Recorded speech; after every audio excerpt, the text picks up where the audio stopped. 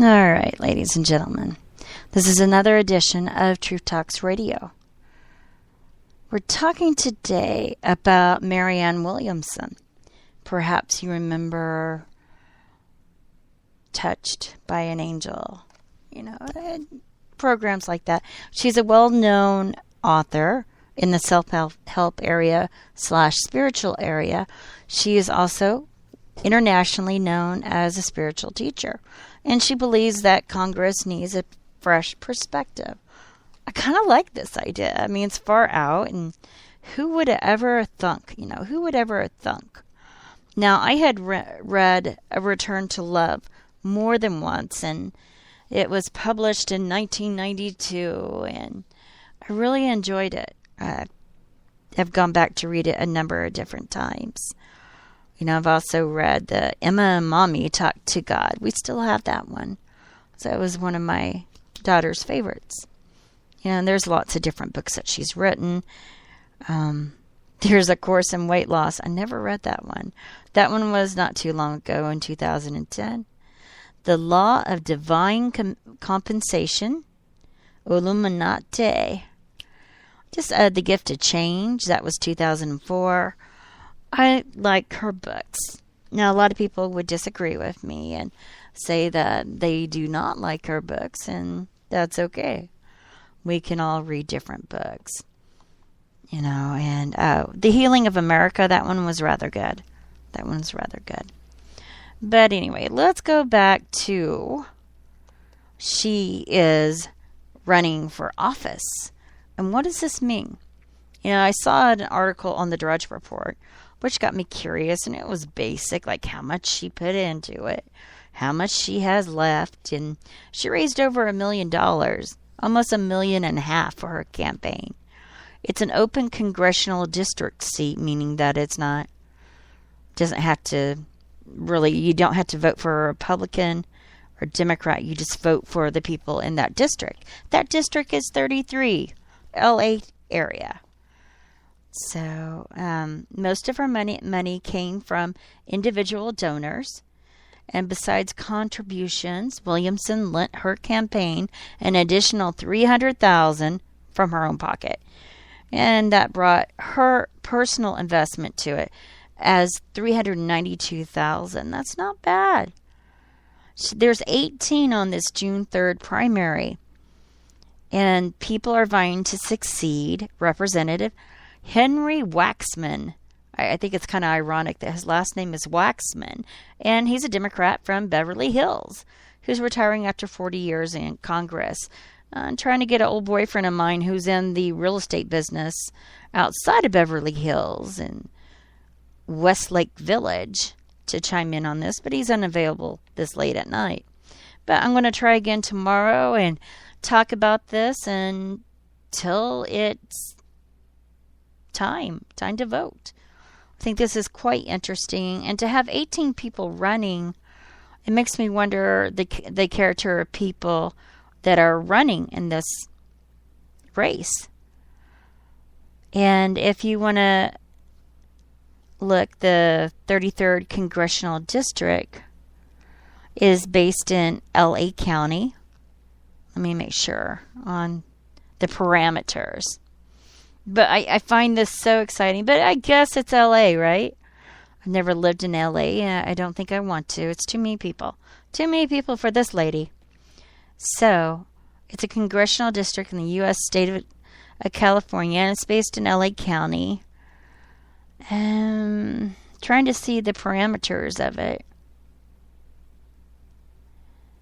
Let's see. Wow. It's interesting. It's on the west side of LA, the South Bay Beach, including portions of Torrance and the entire Palo Verdes Peninsula. Let's see if Westlake Village is in there. No, it's not. I guess he won't be interested. And he was already asleep, so he goes to sleep quite early. So I'm excited. My ex-fiance has flown in tonight. I got the news earlier. It was just in time. So I feel really good. I hope you're feeling good today, this morning, this afternoon, whenever you're listening to this. But let's look at her website. Where is it? It's here somewhere.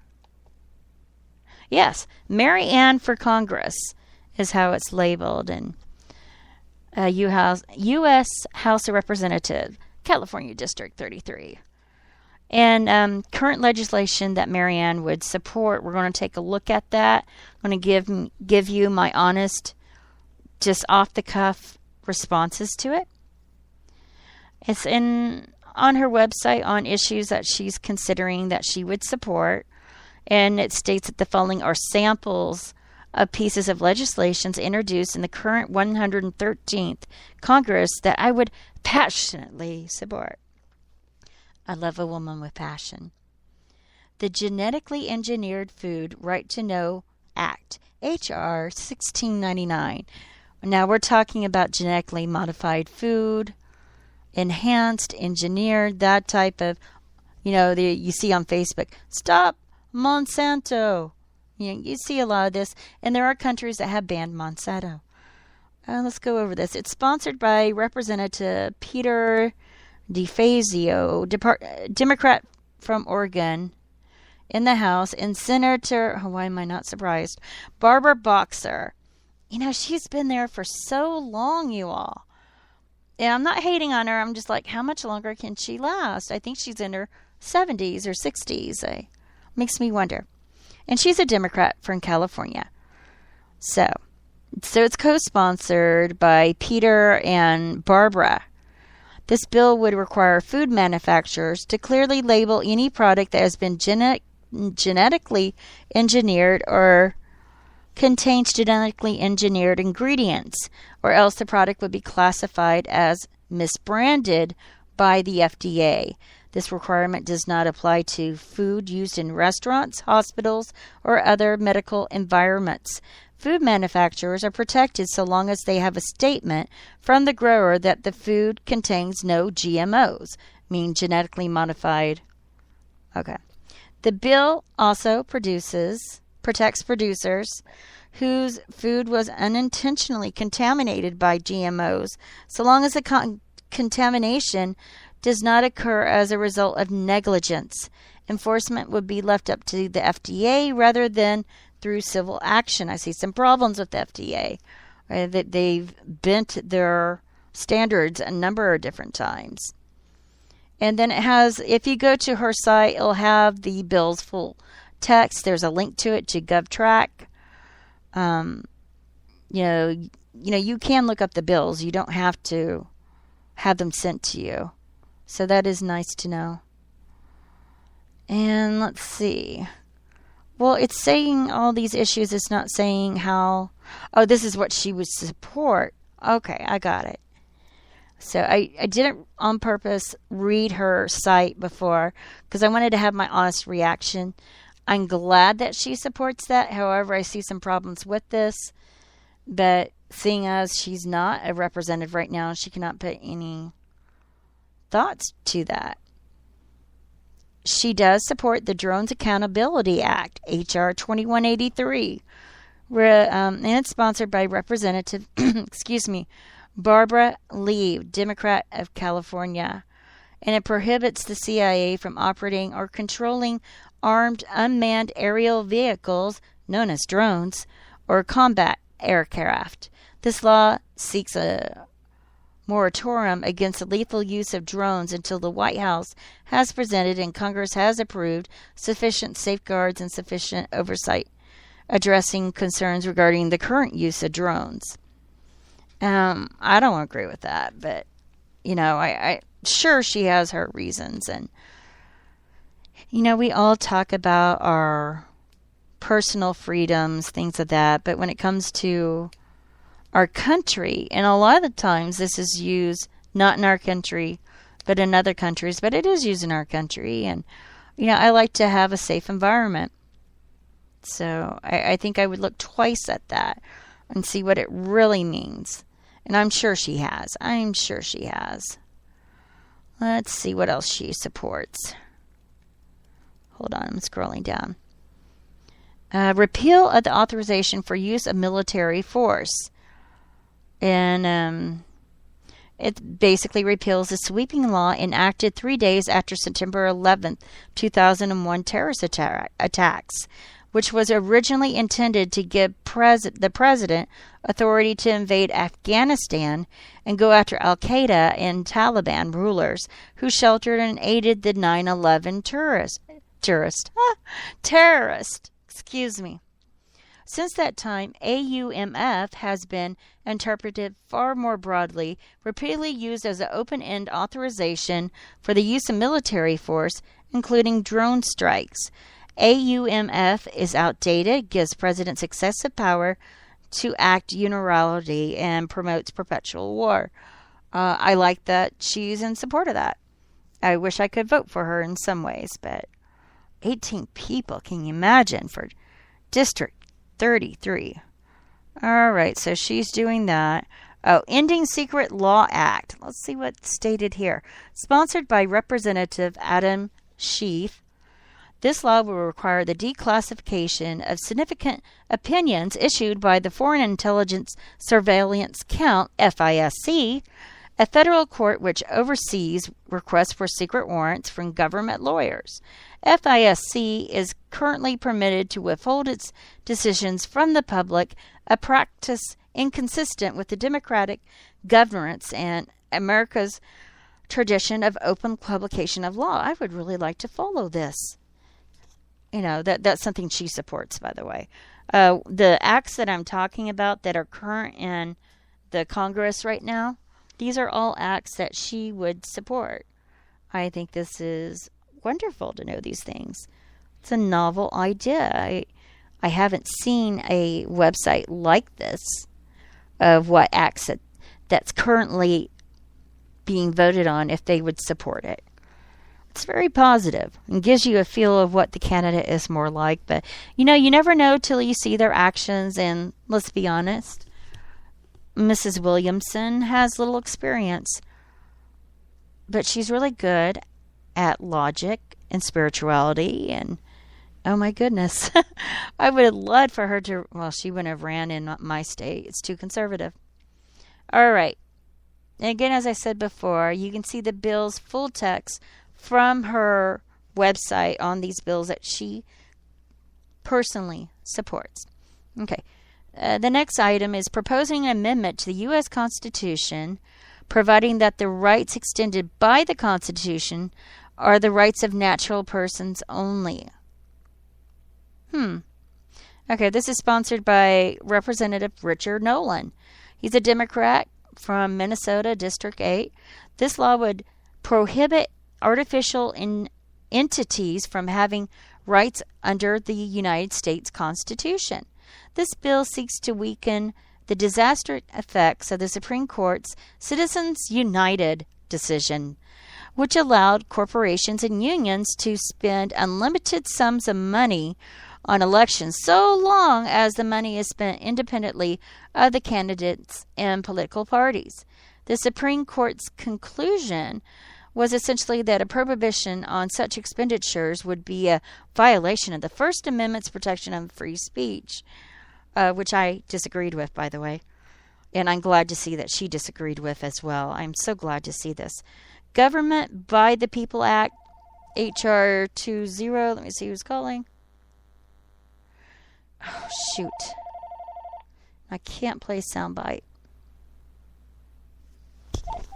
Can I call you back? All right, thanks. All right. So, again, there's a site that you can see the Congress, the whole bill, the bill of this. So I like that she supports that. Okay, Government by the People Act. Again, this was introduced on February 5th, 2014 by Representative John Sarbanes and awarded a priority bill number by Representative Nancy Pelosi. This bill is a comprehensive campaign reform measure designed to offset the undue influence of wealthy donors on elections, as if this was their government, it's not just their government, it's everybody's government. Her site goes on to say this law is intended to empower grassroots donors through tax credits, and matching political funds for small contributions, and the creation of the small donor PACs to aggravate the voices and power of ordinary citizens. Sorry. By amplifying the voices of everyday Americans, this bill incites congressional candidates to reach out beyond the wealthy donors to the general public for campaign support. So if a person is elected, in my viewpoint, if a person's elected to represent people, it should be all, not just the wealthy 1%. So she also supports expanded and improved Medicare for All Act, H.R. 676, which is sponsored by Representative John Connors Jr.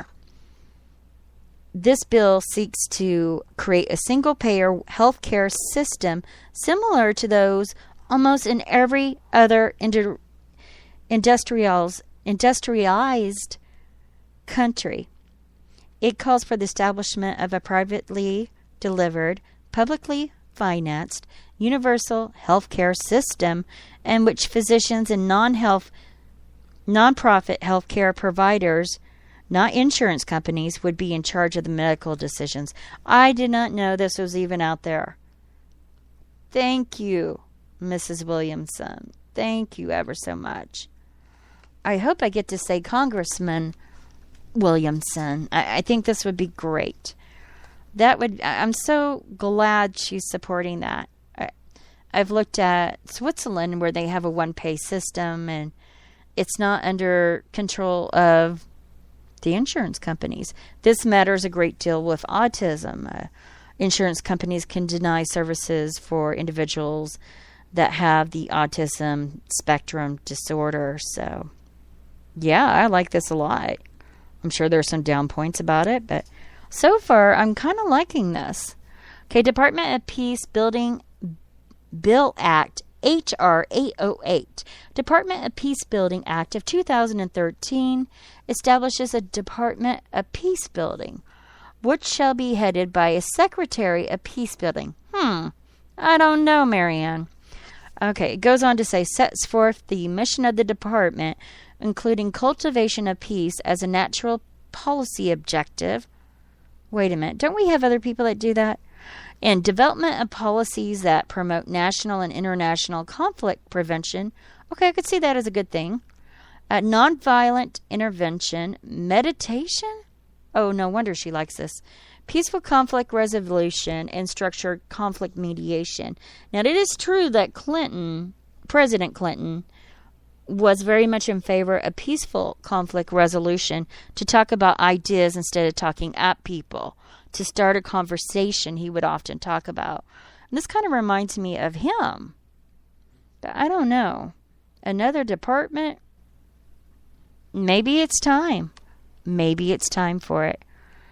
So, and again, they bring a link. I really like what people have to say, what she has to say about that, about current legislation. These are the legislations that Marianne would support if she were in office now. Why don't we take a look at LGBT rights? I really like her website. Take a look at it. You know, it might be interesting, especially if she wins.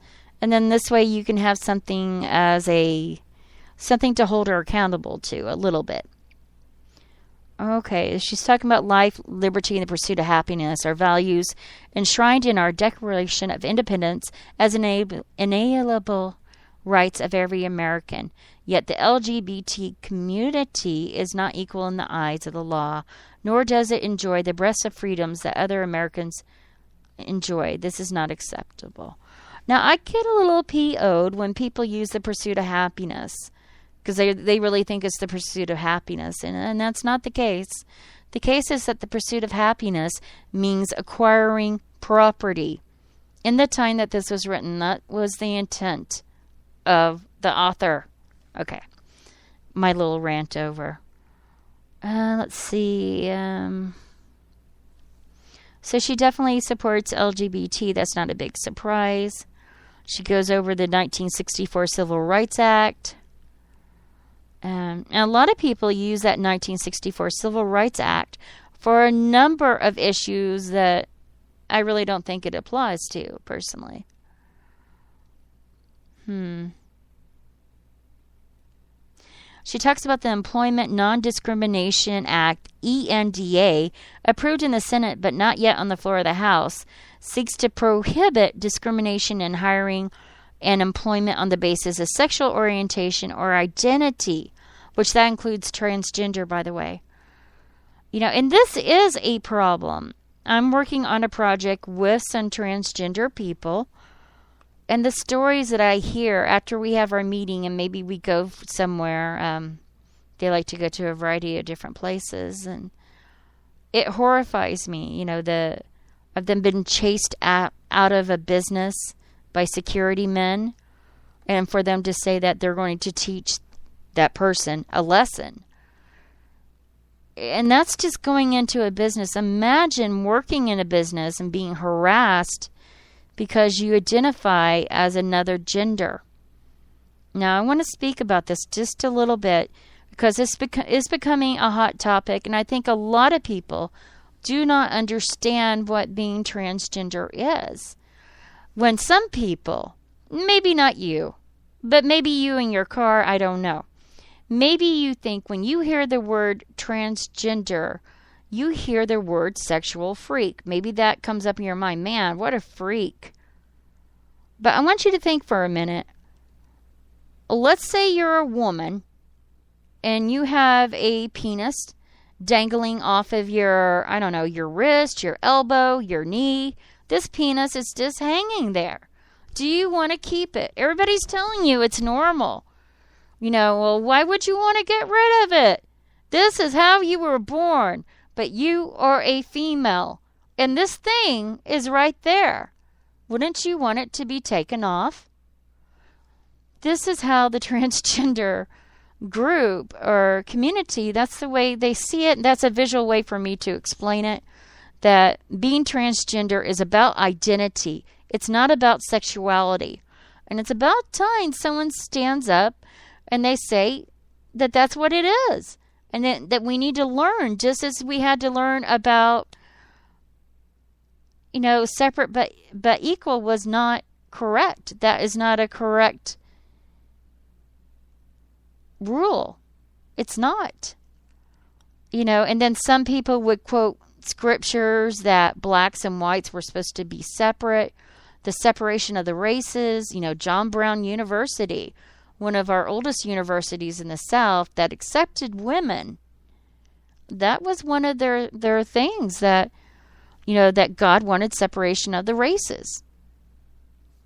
There's no reason to bring religion into this matter, and it often does. It often does. So I like what she has to say here. I do. I don't know about that act. I don't know about the ENDA, the Employment Non-Discrimination Act, because I see a potential for abuse, for someone to claim that they were being offended or they were not hired because X, Y, and Z. I don't know. I do think sometimes being oversensitive in the media can be a form of abuse. So these are some talking points on Marianne Williamson running for District 33 in California this June 3rd. It happens. So I just wanted to say this on my Truth Talks Radio, where every voice has value. Every voice has value. And I do believe that. Even if they're a criminal or a troll or a hack or a representative or senator, all voices have value. Even yours. Thank you for listening. I hope you consider, if you live in District 33, that you'll consider Marianne Williamson for running for office. Please go to her website. Let me get her website's URL so you can go to it and it's easier for you. And I was quite interested in it, just everything that she was saying. Let me go for the One moment. Marianne for Congress. I think that's what it is. .org. That would be .org, right? Yeah, it's www.marianneforcongress.com, not .org. It's .com because she's trying to become a representative. You can look at her biography, any events, the district she represents, and if that's your district in California, she still has spaces for volunteering. You could be a great use tomorrow and Tuesday. Let me take another look. As I said before, she's a very popular author and spiritual teacher in many different countries, internationally known. And Touched by Angel is a series that she wrote for and she produced. And she began as a lecturer in LA in 1983, so she's a homegirl there. I shouldn't say girl. She has been active in the LA community for over 2 decades. I think that's saying quite a lot. A Woman's Worth. That was another book that she wrote. Healing the Soul of America. I haven't read that one. And she's been an activist for justice. In 1990, she founded the Project Angel Food, a Meals on Wheels program that serves homebound people with AIDS in the LA area. Now think about that. In 1990, there was still a lot of prejudice against people that were ill with AIDS. She also co-founded the Peace Alliance, promoting legislation to establish a United States Department of Peace. Wow, so she's really been in this. Marianne Williamson, I am impressed. If I were to live in this district, I would highly consider you after looking at the other 17 people. There's 18 people running for this office. So Waxman from Beverly Hills is the current representative from District 33. So thank you so much for listening. And as I've said many times before, every voice has value. I'll be doing another show shortly. All right. Thank you so much. And remember, your voice has value.